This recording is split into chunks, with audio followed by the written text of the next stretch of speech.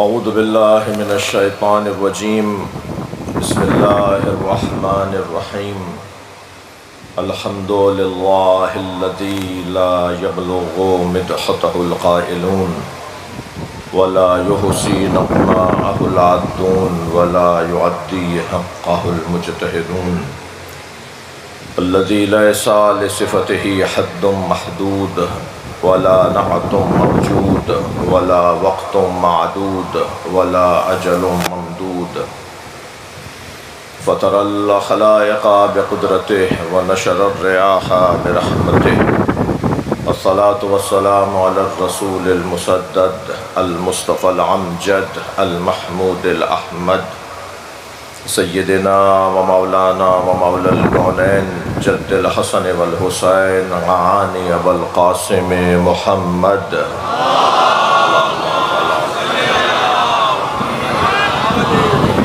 وآلہ الطیبین الطاہرین المعصومین الذین قال اللہ انما یرید اللہ لیذہب عنکم الرجس اہل البیت ویطہرکم تطہیرا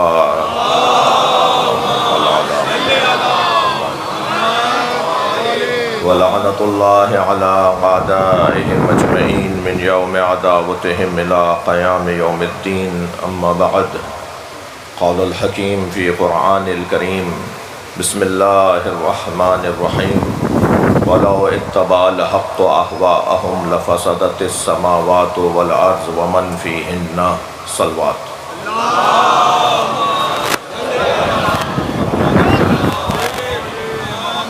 ایک اور بلند صلوات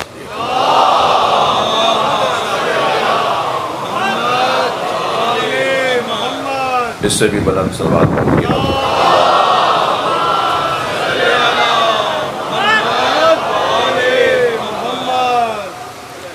سورہ مبارکہ المومنون کی 71ویں آیت ایک مرتبہ پھر پڑھی گئی۔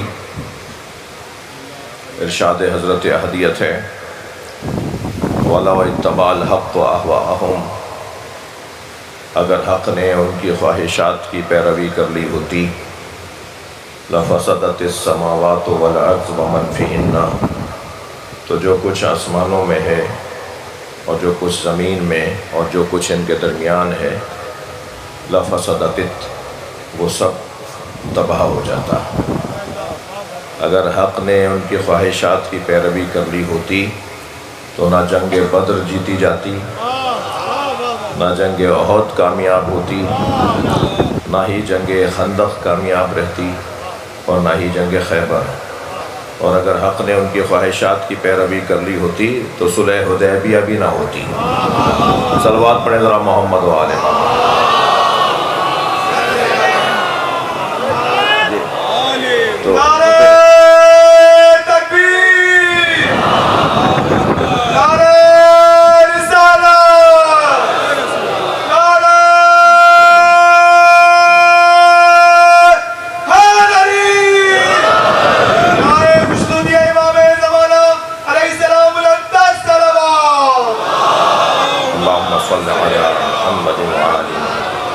اس لیے کہ جنگ خیبر میں ایک ایسا مرحلہ بھی آیا تھا جب یہ طے کیا جا رہا تھا، یہ مشورہ دیا جا رہا تھا کہ ہم واپس چلیں، یہ جنگ جیت نہیں پائیں گے، تو سرکار دو جہاں نے بے ساختہ فرمایا تھا لقد وعدنی ربی خیبرا، میرے رب نے مجھ سے خیبر کا وعدہ کیا ہے، تو یہ جنگ تو ہمیں جیتنی ہے۔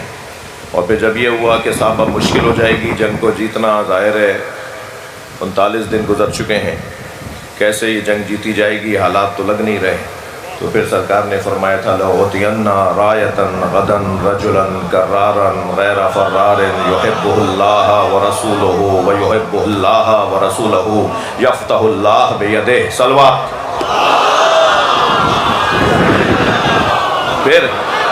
پھر سرکار نے فرمایا تھا کہ کل میں علم اسے دوں گا جو مرد ہوگا، جو کرار ہوگا، غیر فرار ہوگا، اللہ اور اللہ کا رسول اس سے محبت کرتا ہے اور وہ بھی اللہ اور اللہ کے رسول سے محبت کرتا ہے، اور اللہ نے مجھے بتایا ہے کہ اسی کے ہاتھوں سے خیبر فتح ہوگا۔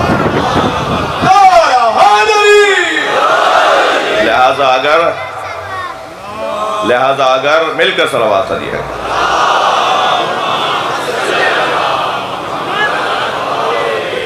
اگر حق نے ان کی خواہشات کی پیروی کر لی ہوتی لفسدت السماوات والارض، تو جو کچھ آسمانوں میں ہے اور جو کچھ زمین میں ہے وہ سب برباد ہو جاتا۔ یہ سب کچھ ٹھہرا ہوا ہے۔ آج دنیا میں سب سے زیادہ تعداد اگرچہ مسیحیوں کی ہے، لیکن مسلمان عالمی سطح پر ایک وہ جو 35 لوگوں سے بات شروع ہوئی تھی، بلکہ اور ذرا تھوڑا سا ایک صفحہ پیچھے جاتا ہوں، جو 2 لوگوں سے بات شروع ہوئی تھی کہ جب سرکار دو جہاں نے نماز جماعت پڑھی تو قریش کے سردار کہتے ہیں کہ ہم نے دیکھا کہ عبداللہ کا بیٹا خانہ کعبہ میں آ کر سیدھا کھڑا ہو جاتا ہے، پھر آدھا جھک جاتا ہے، پھر سجدے میں چلا جاتا ہے، اور ایک جوان دوڑا آتا ہے جو اس کے پیچھے کھڑا ہو جاتا ہے، اور ایک خاتون آتی ہے جو اس کے بھی پیچھے کھڑی ہو جاتی ہے۔ تو چند دن تک تو ہم یہی جانتے رہے کہ یہ بچہ کون ہے جو پیچھے کھڑا ہوتا ہے، اور یہ خاتون کون ہے جو اس کے بھی پیچھے کھڑی ہو جاتی ہے۔ تو معلوم ہوا کہ یہ بچہ ابو طالب کا بیٹا علی ہے، اور وہ خاتون جو پیچھے کھڑی ہوتی ہے وہ محمد کی زوجہ خدیجہ ہے۔ صلوات پڑھیں ذرا محمد و آل محمد۔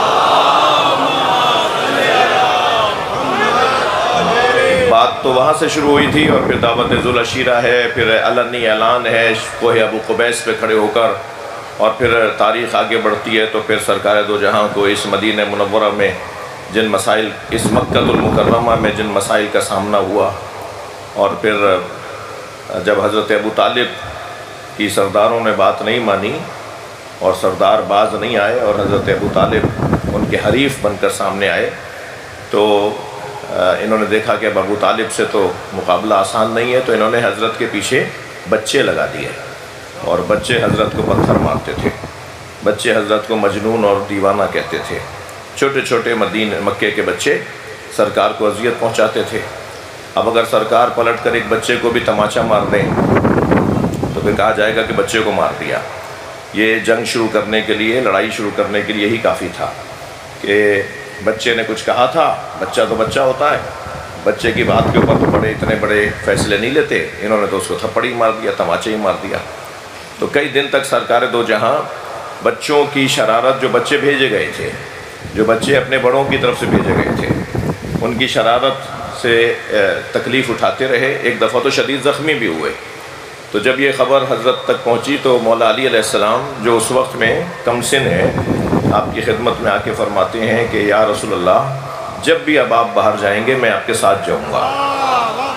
تو ہمیشہ مولا علی ان کے ساتھ جاتے تھے، اور جو بچہ بھی مولا نبی کی بے ادبی کرتا تھا تو مولا جا کر کبھی اس کی ناک مسلتے تھے، کبھی اس کے کان مسلتے تھے، کبھی اس کی گدھی مسلتے تھے، کبھی اس کے سینے کے اوپر مسلتے تھے۔ اسے کہتے ہیں قسم، اس کام کو کہتے ہیں قسم۔ تو جیسے ہی مولا علی جلدی برق بلا تشبیہ برق کی مانند سارے بچوں کے کہیں نہ کہیں کان، کہیں ناک، کہیں جی وہ سینے کی کھال اور کہیں گدھی کی کھال کو مسل کے جاتے تھے، تو کہتے تھے قزمنا علی، قزمنا علی۔ اب یہ روتے پیٹتے گھر جاتے تھے۔ ذرا صلوات پڑھے محمد وآل۔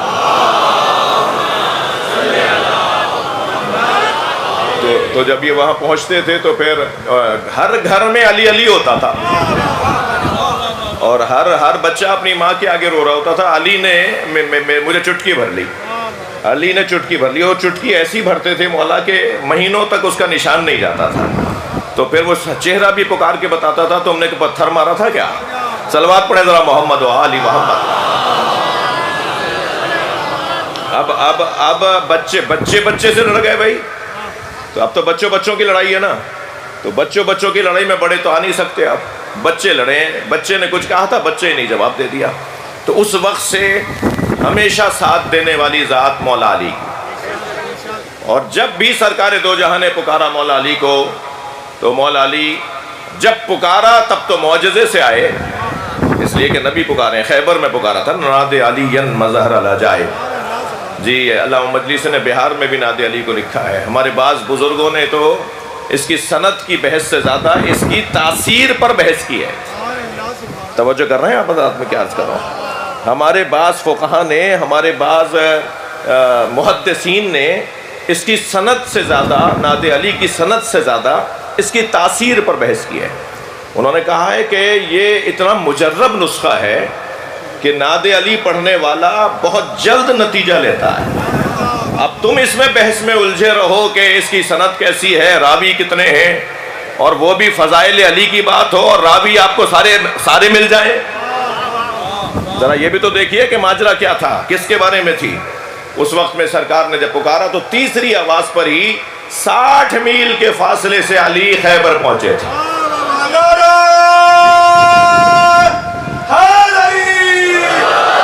لیکن جب کبھی نہیں بھی پکارا اور ضرورت محسوس ہوئی تو آواز آتی تھی، اتاذن لی یا رسول اللہ، اتاذن لی یا رسول اللہ، یا رسول اللہ مجھے اجازت ہے، یا رسول اللہ مجھے اجازت ہے۔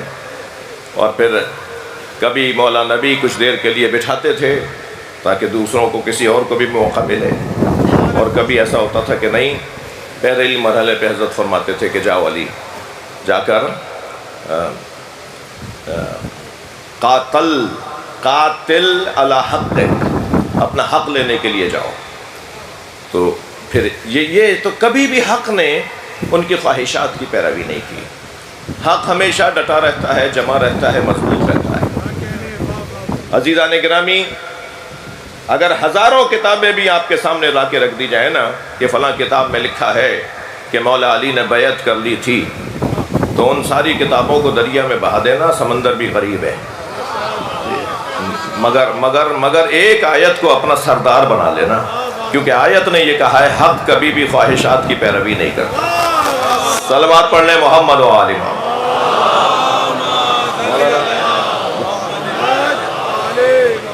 تو اب یہاں کل کی بحث سے اور اس سے گزشتہ بحثوں سے آج کی بحث کو ذرا جوڑ رہا ہوں، اور وہ یہ کہ ہم سب پیدا کیے گئے ہیں اللہ کی معرفت کے لیے۔ وَمَا خَلَقْتُ الْجِنَّ وَالْإِنسَ إِلَّا لِيَعْبُدُونَ، اور معرفت پروردگار کا مطلب ہی یہ ہے کہ اپنے زمانے کے امام کی معرفت۔ یہ میں نہیں کہہ رہا، امام حسین کا خطبہ ہے، جب آپ نے فرمایا معرفت اہل کل زمان امامہم، پوچھنے والے نے پوچھا فما معرفت اللہ، بِأَبِي أَنْتَ وَأُمِّي ابْنَ رسول اللہ، میرے ماں باپ آپ پر قربان ہے فرزند رسول، ما معرفت اللہ، اللہ کی معرفت کیا ہے؟ فرمایا معرفت اہل کل زمان امامہم، ہر زمانے کا فرد اپنے امام کی معرفت حاصل کرے۔ الذی تجب علیہم طاعتہ، امام کون ہے؟ جس کی اطاعت ان پر واجب ہے۔ امام کی معرفت اللہ کی معرفت ہے، یعنی اگر امام کا علم دیکھنا ہے تو علم امام کے ذریعے سے ہی تمہیں پتہ چلے گا کہ اللہ کا علم کتنا ہے۔ لفظوں کو اور بہتر کرتا ہوں، امام کا اظہار قدرت بتائے گا کہ اس کا مالک اور اس کا خالق کتنا بڑا قادر ہے۔ وہ 2 انگلیوں سے باب خیبر اکھاڑنے والا وہ تو میدان میں ہی کہہ چکا نا، ما قلعت باب خیبر بقوت جسمانیہ قلعتها بقوت رحمانیہ، میں نے باب خیبر جسمانی قوت سے نہیں اکھاڑا، میں نے تو رحمانی قوت سے اکھاڑا ہے۔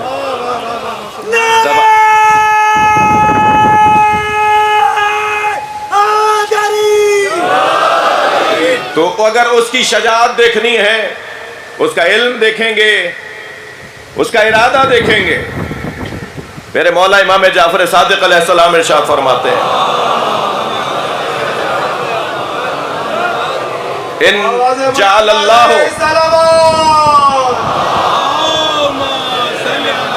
بڑی صلوات پڑھیں تو پھر سب پڑھیں نا، اللہم صلی علی محمد۔ نہیں ابھی بھی سب نہیں پڑھ رہے، میں گزارش ہے سب مل کے پڑھیں۔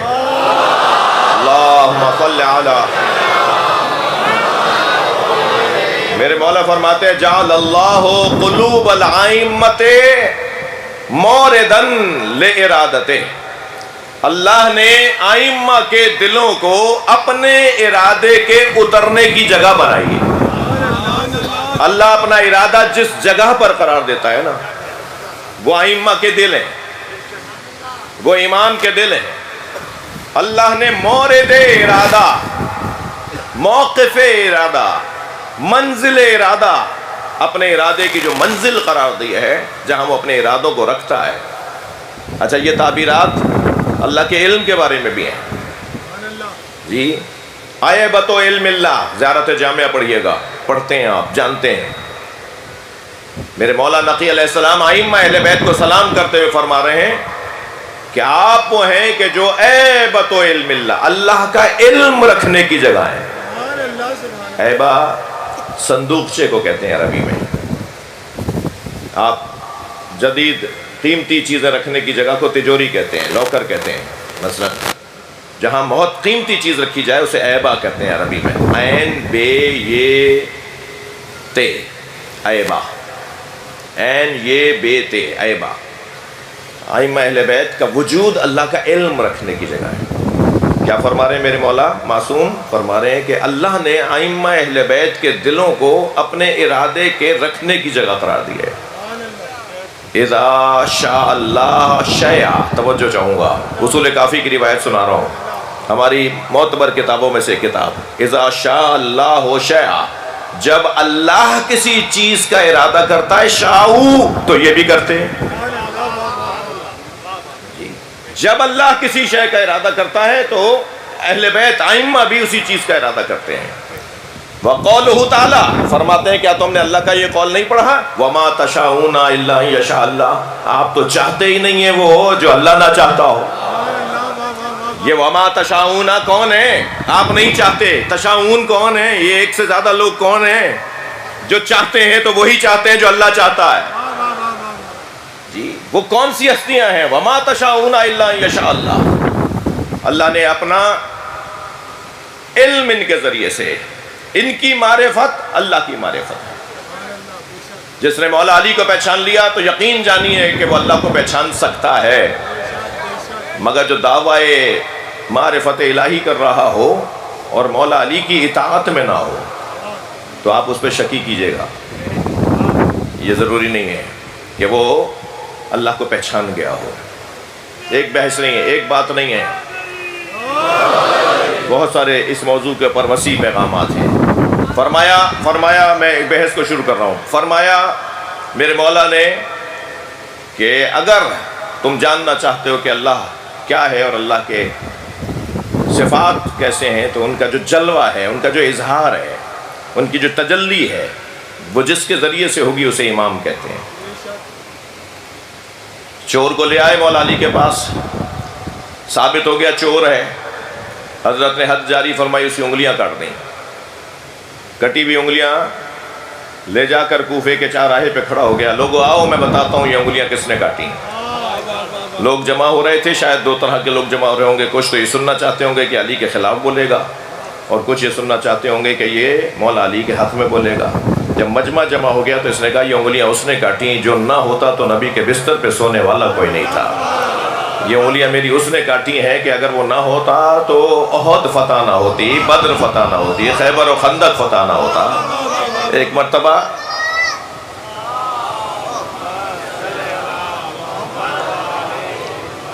توجہ کر رہے ہیں آپ حضرات؟ یہ بچہ یقیناً کسی ابا کے ساتھ تو آیا ہوگا نا، چاچا تھا اکثر، تو تھوڑا سا محل موقع بتائیے کب نعرہ لگانا ہے۔ ایک صلوات پڑھیں ذرا محمد و آل محمد۔ بات میں کیا کر رہا تھا، آپ کی توجہ ہے نا میرے ساتھ؟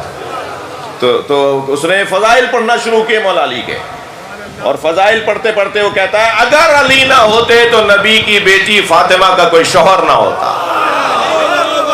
تو ایک مرتبہ مجمع میں سے ایک آواز آئی کہ علی تمہارے ہاتھ کاٹے اور تم علی کے فضائل پڑھو۔ تو کہنے لگا فضائل تو پڑھنا ہی اس کے ہیں جو عدل الہی کو نافذ کرتا ہو۔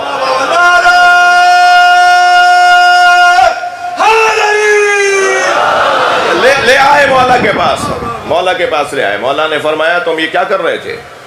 کہنے لگا مولا آپ نے حد الہی کو جاری کیا ہے تو میں آپ کے فضائل پڑھ رہا تھا۔ حضرت نے اس کی کٹی ہوئی انگلیوں کو اس کے ہاتھ سے جوڑا، ارادہ فرمایا، ہاتھ جڑ گیا، انگلیاں کٹی ہوئی جڑ گئیں۔ مولا کا شکریہ ادا کر کے جانے لگا تو پھر ایک آواز آئی، یا علی وہ ہاتھ کا کاٹنا، انگلیوں کا کاٹنا کیا تھا، یہ جوڑنا کیا ہے؟ تو میرے مولا مسکرائے، فرمایا وہ عدل الہی کا جلوہ تھا اور یہ کرم پروردگار کا جلوہ ہے۔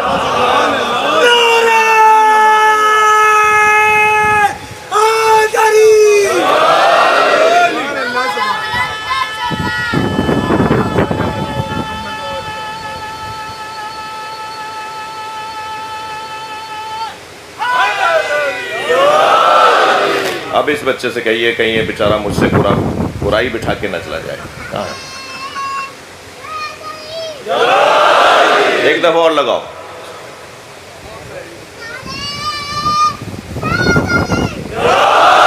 بلند صلوات۔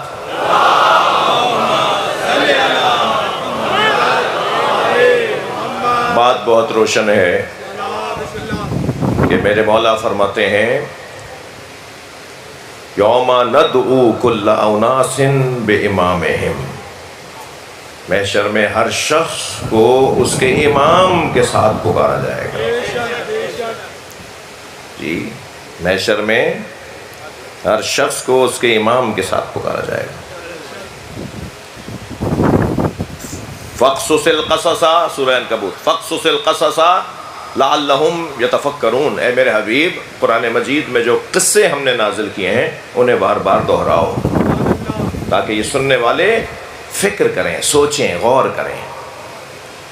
تو یہ جو قرآن میں قصے دہرائے گئے ہیں نا، نازل کیے گئے ہیں، یہ اس لیے نہیں نازل کیے گئے کہ انہیں جو ہے وہ صرف ثواب کی خاطر پڑھ لیا جائے اور سنا دیا جائے، بلکہ یہاں عبرت کے لیے، تفکر کے لیے، تدبر کے لیے، غور کے لیے یہ واقعات کو نازل کیا ہے۔ بعض لوگ کہتے ہیں کہ صاحب بس اچھی اچھی بات کریں، کسی کی برائی نہیں۔ ہم تو قرآن پڑھ رہے ہیں نا۔ اگر قرآن نے صرف حضرت موسیٰ کا ذکر کیا ہوتا اور فرعون کا ذکر نہ کیا ہوتا، صرف حضرت ابراہیم کا ذکر کیا ہوتا اور نمرود کا ذکر نہ کیا ہوتا، یہ تو قانون ہے نا کہ خوبیوں کے ساتھ خامیاں اور کمزوریاں بھی بتائی جائیں گی۔ جی، اسلام شناسی کافی نہیں ہے، کفر شناسی بھی ضروری ہے۔ اگر آپ اسلامی تعلیمات کو پڑھ لیں اور آپ کو کفر کا مزاج نہ پتہ ہو تو وہ اسلامی تعلیمات مکمل ہی نہیں شمار ہوں گی جب تک کہ کفر کا مزاج نہ جان لیا جائے۔ تو یہ جو قاعدہ ہے، قانون ہے، اسے کچھ لوگوں کو کچھ اور مسئلہ ہے، اصل مسئلہ یہ نہیں ہے، وہ بھی پڑھتے ہیں۔ ہمارے ساتھ مشکل یہ ہے کہ ہم سے زیادہ سخت باتیں جب ان کے علماء اور مفتی کر دیتے ہیں تو ان کا کوئی کلپ نہیں بنتا، کوئی ریلی نہیں نکلتی، کوئی FIR نہیں کٹتی۔ توہین ہے تو پھر تو تمہارے بڑے نے بھی تو کی بھی ہے۔ مسئلہ توہین کا نہیں ہے، مسئلہ آپ لوگوں کی پھیلتی ہوئی آبادی کا ہے۔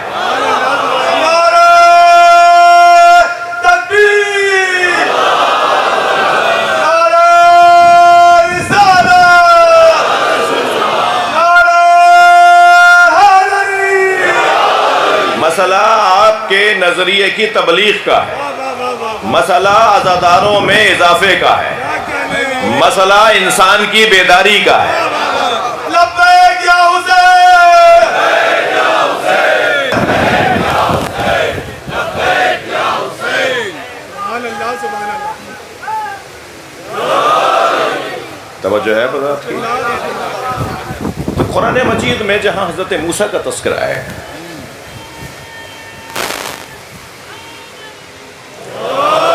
قرآن مجید میں جہاں حضرت موسیٰ کا تذکرہ ہے وہاں فرعون کا تذکرہ بھی تو ہے۔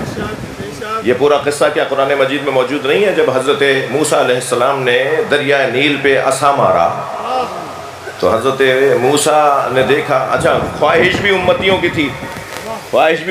کی تھی کہ ہمیں نجات دیں، تو حضرت موسیٰ نجات دینے کے لیے اب انہیں کہاں سے لے جائیں؟ اس دریا کے اس پار جانا ہے۔ یہ سب کو مار رہا تھا، یہ فرعون سب کو ختم کر رہا تھا، موسیٰ علیہ السلام کے چاہنے والوں کو ایک ایک کر کے چن چن کے مار رہا تھا، پوری آبادیوں کو مارا جا رہا تھا۔ تو اب نجات لینا ہے تو سمندر کے دریا کے اس پار جانا ہے۔ تو حضرت موسیٰ علیہ السلام نے دریائے نیل میں عصا مارا تو راستہ بن گیا، دونوں طرف کے پانی ٹھہر گئے۔ اب یہ سب حضرت موسیٰ کے پیچھے ہیں۔ مجھے بتائیے امام نجات دے رہا ہے یا نہیں؟ تو آگے آگے حضرت موسیٰ ہیں، پیچھے پیچھے ساری امت ہے. مجھے ایک اور جواب بھی دیجئے، کیا یہ سارے پیچھے چلنے والے معصوم تھے، گناہگار نہیں تھے؟ یہ گناہگار تھے، مگر انہیں نجات ملی کیونکہ ان کا امام حق تھا. اور جو فرعون کے پیچھے چل رہے تھے، کیا سارے وہ گناہگار تھے؟ کوئی ان میں اچھی صفتوں کا رکھنے والا نہیں تھا، کوئی اچھائی نہیں تھی ان میں بھی تو کسی میں تو کوئی اچھائی ہوگی، مگر چونکہ ان کا پیشوا باطل تھا تو سب کے سب ڈوب گئے. اور کیونکہ وہ سب کے سب ایک حق امام کے پیچھے تھے، سب کے سب نجات پا گئے.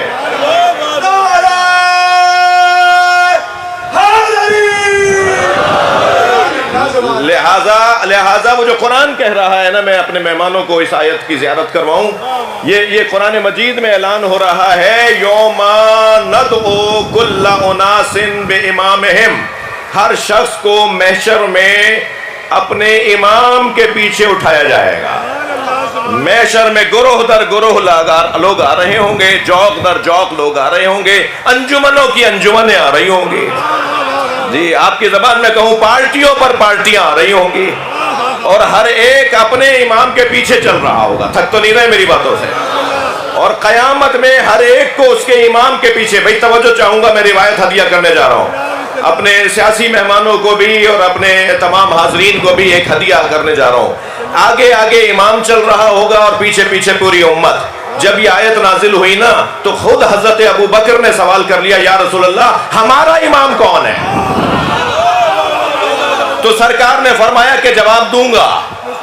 پھر دوبارہ پوچھا، ابن حجر اسقلانی نے تو صواعق محرقہ میں یہ لکھ دیا، یعنی ایک ایسی کتاب جو لکھی گئی شیعوں کے خلاف ہے، جس کا لکھنے والا ہی شیعوں کا کھلا مخالف، انہوں نے یہ روایت لکھی ہے. تو پھر روایت کا وزن دیکھیے گا کیسا ہوگا.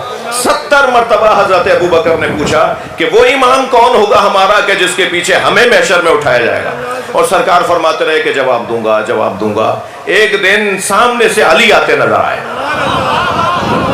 تو سرکار نے دیکھنا شروع کیا کہ ابو بکر کہاں ہے. تو حضرت ابو بکر نظر آئے تو فرمایا، ابو بکر تم کچھ دن سے ایک سوال کر رہے ہو مجھ سے؟ کہا یا رسول اللہ میرا سوال یہ تھا کہ قرآن یہ کہہ رہا ہے کہ ہر شخص کو اس کے امام کے پیچھے اٹھایا جائے گا، آپ کی امت کا امام کون ہے؟ فرمایا جو سامنے آ رہا ہے یہی علی وہ امام ہے.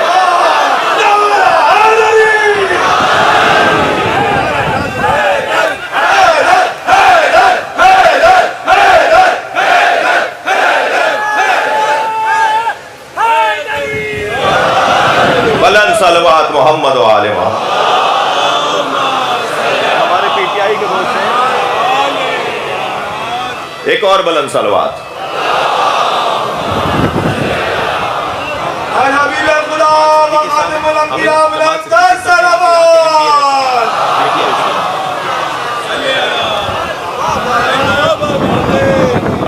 اب میرا کیا حال ہوگا کہ ایک جانب پیپلز پارٹی بیٹھی ہے، ایک جانب پی ٹی آئی بیٹھی ہے. تو میں تو اپنے سارے دوستوں کو ظاہر ایک فرش عزا پر تشریف لائے ہیں اور ذکر اہل بیت میں شریک ہونے آئے ہیں. اور یہاں تو میں وہ 2 مصرے بھی کاروائی سنا دیتا ہوں کہ جی ہم یہ سب علی کی پارٹی میں آئے نا. تو مجھے وہ 2 مصرے عباس زیدی صاحب کے یاد آ جاتے ہیں کہ در حسین پہ ملتے ہیں ہر مزاج کے لوگ، در حسین پہ ملتے ہیں ہر مزاج کے لوگ، یہ دوستی کا وسیلہ ہے دشمنی کا نہیں. صلوات پر محمد.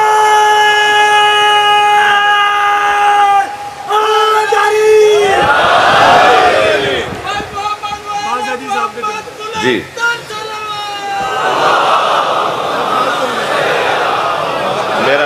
میرا ایک عزیز مجھے عباس صاحب کے 2 شعر 2 مصرے اور یاد دلا رہا ہے. یہ کس نے، یہ ہم نے کب کہا کہ ہماری ہے کربلا،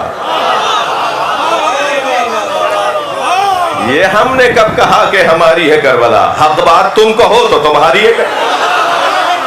لبیک یا حسین،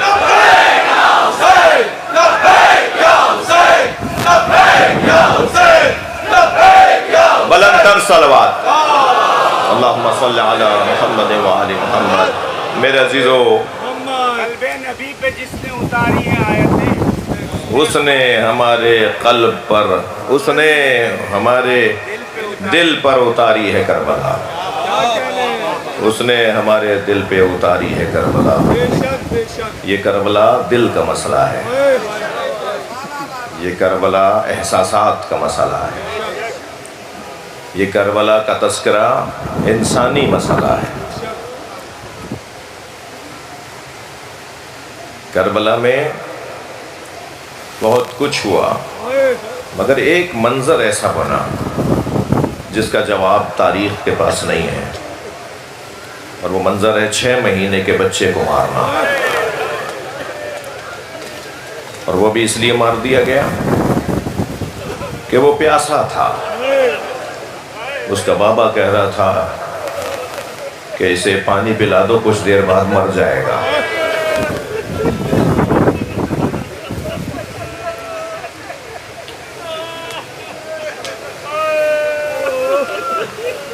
محرم کو میں کچھ کہہ چکا ہوں، مگر میرا دل کہہ رہا ہے کہ ایک بات یہاں بھی تکرار کر دوں. جب امام حسین اس بچے کو لے کے گئے نا، تو یہ بچہ چند لمحوں کا تھا کہ دنیا سے چلا جائے. ہر آن لگتا تھا کہ یہ بچہ کسی بھی وقت اپنی سانس بند کر دے گا.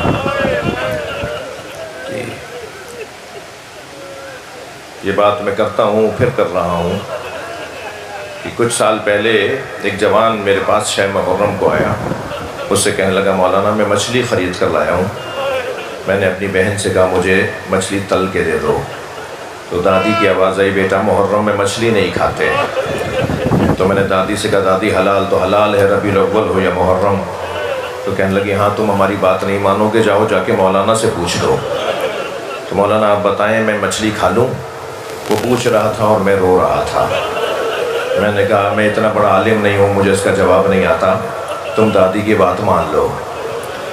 کہنے لگا میں سمجھا نہیں. میں نے کہا امام حسین نے علی اصغر کے تڑپنے کو مچھلی کے تڑپنے سے تعبیر کیا. جب لے کے گئے نا بچے کو اپنی گود میں، تو حضرت نے فرمایا اما ترونا کیف یتلذذ، دیکھ نہیں رہے مچھلی جب پانی سے باہر آتی ہے نا رونے والوں، جب مچھلی پانی سے باہر آتی ہے تو وہ یمین اور یسار دائیں بائیں میں جو ہے وہ تڑپ رہی ہوتی ہے. کبھی اس کا یہ والا حصہ زمین پہ لگتا ہے، کبھی یہ والا حصہ. پھر جب اس میں اتنی طاقت نہیں رہتی تو وہ دم اور منہ کی طرف سے جو ہے وہ تڑپتی ہے. کبھی منہ زمین پہ مارتی ہے، کبھی دم زمین پہ مارتی ہے. جب اس کے اندر یہ بھی طاقت نہیں رہتی تو صرف منہ کھولتی ہے اور بند کرتی ہے.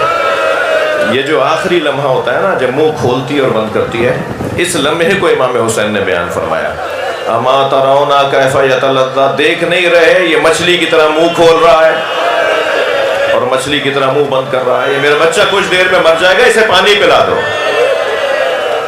تو امام حسین کے اس خطبے کو سن کر پانی تو نہیں پلایا گیا، ایک 3 پھلوں والا تیر مار دیا گیا، اور وہ تیر حضرت علی اصغر کے گلے کو چیرتا ہوا امام حسین کے بازو میں جا کے لگا.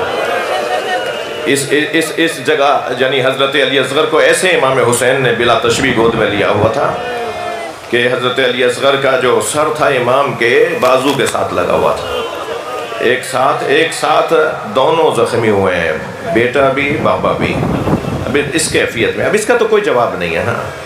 اس کا کیا جواب ہے؟ پانی بند کرنے کا کیا جواب ہے؟ پانی بند کرنے کا کیا جواب ہے؟ میرا مجمع، میرا محترم سننے والا اسامے، اس مجلس اعزا، اس فرش اعزا کا عزادار، اور میرے جو سنی بھائی تشریف لائے ہوئے، میں ان کے لیے کہہ رہا ہوں آج 8 محرم ہے. 8 محرم کو پوری دنیا میں حضرت عباس کو یاد کیا جاتا ہے، مولا حسین کے علمدار کو. کربلا کے واقعے میں جو علمدار تھے نا، جن کے ہاتھ میں پرچم تھا، جن کے ہاتھ میں بیرق تھا، علم تھا، آج 8 محرم ان کا دن ہے. جی واقعات تو سارے عاشور کے دن ہوئے، سارے شہید ایک ہی دن شہید ہوئے، مگر پہلی محرم سے اور 10 محرم تک جو اصحاب، شخصیات، اہل بیت کے افراد شہید ہوئے، ہم نے تقسیم کیا ہوا ہے بر صغیر کے اندر خاص طور پر. اور اب الحمدللہ بر صغیر کی عزاداری حتیٰ ایران عراق کی عزاداری کے یا تو برابری میں آ چکی ہے، خدمات میں، کوششوں میں، اور یا بعض چیزوں میں ان سے آگے ہیں. لہٰذا ان کے ہاں بھی بہت ساری چیزیں ہیں. ان کے ہاں تابوت نہیں اٹھایا جاتا تھا، اب اٹھایا جا رہا ہے. ان کے ہاں ذوالجنہ کی شبی نہیں نکالی جاتی تھی، اب نکالی جا رہی ہے. تو میں کہہ سکتا ہوں نا کہ کچھ چیزیں ایسی ہیں جو ہمارے ہاں سے بعض عرب ممالک میں بھی گئی ہیں. انہوں نے دیکھا کہ ان نشانیوں کے ذریعے سے عزاداری میں ایک رونق بڑھ جاتی ہے، اور اصل ہدف تو یہ ہے کہ اس مظلوم کی طرف توجہ دلائی جائے، اس مظلوم کی طرف توجہ دلائی جائے کہ جس مظلوم کو نبی نے چراغ ہدایت قرار دیا ہے، جس مظلوم کو نبی مکرم نے کشتی نجات قرار دیا ہے. ان الحسین مصباح الہدی و سفینۃ النجات، یہ نبی کا فرمان ہے نا. میرا حسین سفینہ نجات ہے اور میرا حسین چراغ ہدایت ہے. تو یہ سارا یہ جو رونے، اب فرض کریں کہ کسی مذہب کے کسی بڑے نے رونے سے منع کیا ہے تو وہ ٹھیک ہے، وہ اپنے اس بزرگ کے کہنے پہ عمل کریں. لیکن یہ جو مجمع رو رہا ہے نا اتنی اونچی آوازوں میں، انہیں امام جعفر صادق نے فرمایا ہے، انہیں امام محمد باقر نے فرمایا ہے، انہیں امام رضا نے فرمایا ہے. جو ان کے 12 امام ہیں نا، انہوں نے کہا ہے جب بھی میرے جد حسین کا ذکر ہو تو ایسے رونا جیسے جوان بیٹے کی میت پہ مار ہوتی ہے. ایک جگہ امام باقر علیہ السلام نے اونچی آواز میں روتے ہوئے لوگوں کو دیکھا.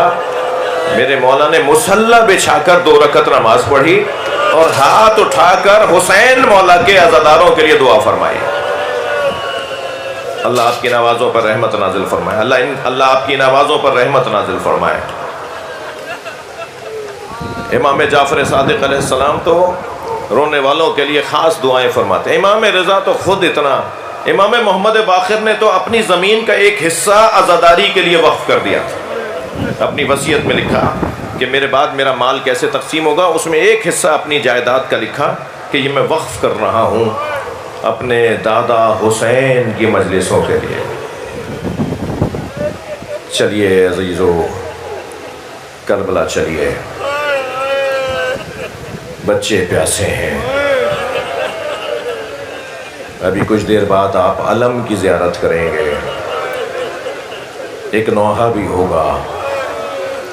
اس لیے میرے پاس وقت بھی تنگ ہے اور مجھے حضرت کی خدمت میں بھی حاضری دینی ہے.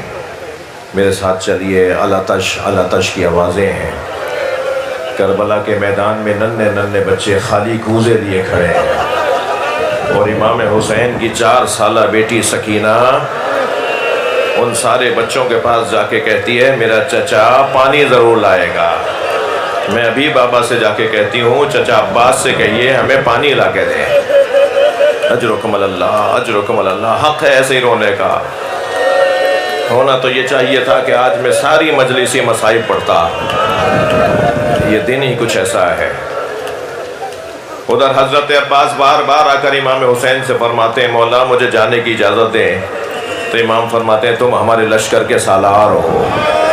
ایک ایسا وقت آیا کہ آ کے فرمایا مولا مجھے جانے کی اجازت دیں. امام نے فرمایا اسی جملے کو فرمایا تم ہمارے لشکر کے سالار ہو. تو روایت کہتی ہے یمین اور یسار دیکھا، دائیں اور بائیں دیکھا، اور فرمایا مولا وہ لشکر کہاں ہے؟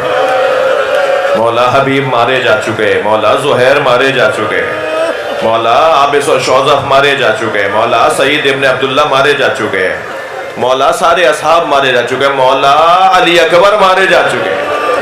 اب تو کوئی بھی نہیں بچا، اب مجھے مرنے کی اجازت دیں. امام حسین علیہ السلام ابھی حضرت عباس کچھ گفتگو فرما رہے ہیں کہ خیمے سے پردہ ہٹا. 4 سالہ بچی خالی مشکیزہ لیے کھڑی ہے. آواز دے کر کہتی ہیں بابا میرا بھائی علی اصغر کچھ دیر میں مر جائے گا، چچا سے کہیے پانی لے آئیں. اجرکم اللہ، اجرکم اللہ. جن کے مذہب میں رونا جائز ہے تکلف نہ کریں. حضرت عباس نے خالی مشکیزہ دیا اور فرمایا عباس جاؤ ان بچوں کے لیے سبیل آپ کرو. حضرت عباس جانے لگے تو فرمایا عباس تلوار مجھے دے دو. ہاں یوں ہی مزار نہیں ہے مولا حسین کی طرح مولا عباس کا، ایسے ہی باب الحوائج نہیں قرار دیا جاتا. جی جس کے پاس لڑنے کی مکمل اکیلا لشکر ہو، فرما رہے جاؤ تم پانی لینے جا رہے ہو، تلوار تم نہیں لے کے جاؤ گے. حضرت عباس ایک نیزہ ہے جو آپ کے پاس ہے، مشکیزہ ہے اور علم عباس کے ہاتھ میں ہے، اور روانہ ہوئے فرات کی طرف. اور آتے ہوئے لشکر نے دیکھا کہ ایک شیر آ رہا ہے، تو سب نے کہا اپنی حفاظت کرو عباس ہے یہ. اور جب حضرت عباس تمام لشکر کو کاٹتے ہوئے نہر کے اندر اپنا گھوڑا اتارتے ہیں نا، تو گھوڑا گھٹنوں تک پانی میں گیا، نہر کے اندر گھٹنوں تک لے گئے گھوڑے کو، اور پھر جھک کر حضرت عباس نے چلو میں پانی بھرا اور پھر سب کو دکھایا، یعنی سارا لشکر دیکھ رہا ہے، یزیدی لشکر دیکھ رہا ہے کہ ہو کیا رہا ہے، کہ ایک مرتبہ حضرت عباس نے چلو میں پانی کو لیا اور دوبارہ نہر کے اوپر پھینک دیا۔ ہمارے بزرگ تو یہ لکھتے ہیں نا کہ اس چلو میں، اس پانی میں تصویر سکینہ آئی، بچے پیاسے ہیں، مگر یہ عمل اس لیے کیا تھا حضرت عباس نے کہ بتائیں میں پانی پی سکتا ہوں، مگر اس لیے نہیں پی رہا کہ میرا مولا پیاسا ہے، اس لیے نہیں پی رہا کہ مولا کے بچے پیاسے ہیں۔ اور پھر مشکیزہ بھرا اور چلے۔ ایک مرتبہ ایسے آ رہے تھے کہ جیسے کسی لشکر کا سردار جو لشکر کے ساتھ آ رہا ہو، تنہائی کی کیفیت میں حضرت عباس آ رہے ہیں کہ حکیم ابن طفیل نے ایک بازو کاٹا، ایک درخت کی اوٹ میں کھڑے ہو کے اس نے وار کیا، حضرت کا ایک بازو قلم ہو گیا، دوسرے ہاتھ میں مشکیزے کو لے لیا۔ سنیں گے ایک اور ظالم نے حضرت کا دوسرا بازو کاٹا، پھر حضرت عباس نے مشکیزہ اپنے دہن میں لیا اور یہ کہتے ہوئے آگے بڑھ رہے تھے، اپنے آپ سے کہتے ہوئے پانی ضرور پہنچے گا، اس لیے کہ بچے انتظار کر رہے ہیں۔ ادھر آواز آئی اگر خیموں میں پانی پہنچ گیا تو جنگ کا نقشہ بدل جائے گا، یہ ابھی پیاسے ہیں تو ہم سے سنبھالے نہیں جا رہے، انہوں نے پانی پی لیا تو یہ جنگ کچھ دن اور آگے بڑھ جائے گی۔ کہ ایک مرتبہ سنسناتا ہوا تیر مشک میں آ کے لگا، مشک سے پانی نہیں بہ رہا تھا، عباس کی آس بہ رہی تھی۔ آواز دی ہے رہوار اب میں اس قابل کہاں رہا جو خیموں میں جاؤں، گھوڑا ذرا مڑا تو آنکھ میں تیر آ کے لگا۔ اب میں رونے والوں سے پوچھوں جس کے ہاتھ نہ ہو وہ آنکھ سے تیر کیسے نکالے؟ کہ ایک مرتبہ تیر نکالنے کے لیے اپنا سر جھکایا کہ اپنے پیر گھٹنے سے تیر کے پھل کو لے کر اسے کھینچے اور تیر نکلے تو سر پہ گرز آ کے لگا۔ آواز دی مولا میرا سلام آخر۔ حسین مولا نے اپنی کمر پکڑ لی اور یہ کہتے ہوئے آگے بڑھے الان انکسر ظہری، عباس اب حسین کی کمر ٹوٹ گئی۔ بڑا عجیب منظر ہے کربلا کے میدان میں، تکلف نہ کریں، آوازوں کو آزاد کریں گے، پرسہ دے رہے ہیں آپ حضرات، 8 محرم ہے، عجیب روایت ہے، مولا کچھ آگے گئے اس جانب جہاں حضرت عباس گرے تھے، وسط میدان سے واپس آ گئے اور پھر خیموں کے گرد اپنے گھوڑے پر بیٹھ کر چکر لگایا اور پھر اس جانب روانہ ہوئے جہاں عباس آواز دے رہے ہیں، پھر واپس آئے۔ میں نے بڑا عجیب منظر دیکھا، 3 مرتبہ حسین واپس آئے ہیں پھر آگے گئے ہیں۔ بتا دوں یہ کیا ہو رہا تھا؟ جب مولا آگے جاتے تھے مولا کے ذہن میں خیال آتا تھا عباس کو مار دیا ہے، اب زینب پر حملہ ہوگا، اب بیویوں کو اسیر بنایا جائے گا، سردار مار دیا، علمدار مار دیا۔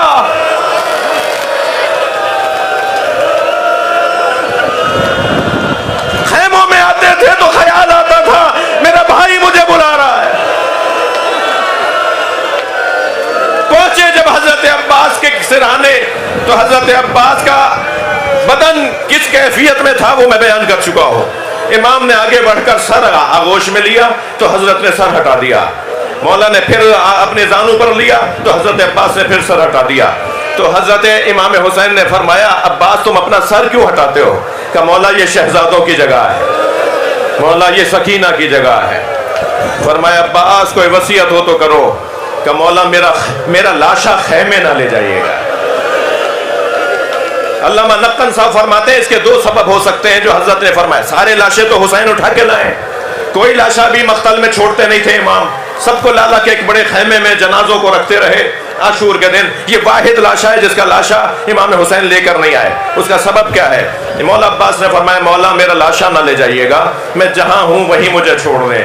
نقن صاحب ایک بہت بزرگ عالم ہے اس بر صغیر کے، وہ لکھتے ہیں اس کا ایک سبب تو یہ کہ جس کی کمر ٹوٹ گئی ہو، کہہ چکے ہیں نا مولا حسین اب میری کمر ٹوٹ گئی ہے، جس کی کمر ٹوٹ گئی وہ لاشا کیسے اٹھائے گا؟ اور شاید دوسرا سبب یہ تھا کہ اگر لاشے پہ بچے خالی کودانے آئے، چچا پانی لینے گئے تھے، اجرکم اللہ، ہو گئی مجلس، ہو گیا گریا، مولا حسین نے علم اٹھایا، چلے ہیں خیموں کی طرف، سامنے سے علم آتا دیکھا، سکینہ نے آواز دی، میں نہیں کہتی تھی میرا چچا پانی ضرور لائے گا، وہ دیکھو بچوں علم آ رہا ہے، میرا چچا پانی لا رہا ہے۔ جیسے ہی علم قریب آیا کیا دیکھا؟ حسین اکیلے ہیں۔ تو سکینہ بی بی بابا سے لپٹ گئی، بابا اینا امی العباس، بابا میرا چچا کہاں رہ گیا؟ کہ سکینہ پانی بڑا مہنگا پڑا، میرا عباس نہر پہ سو گیا۔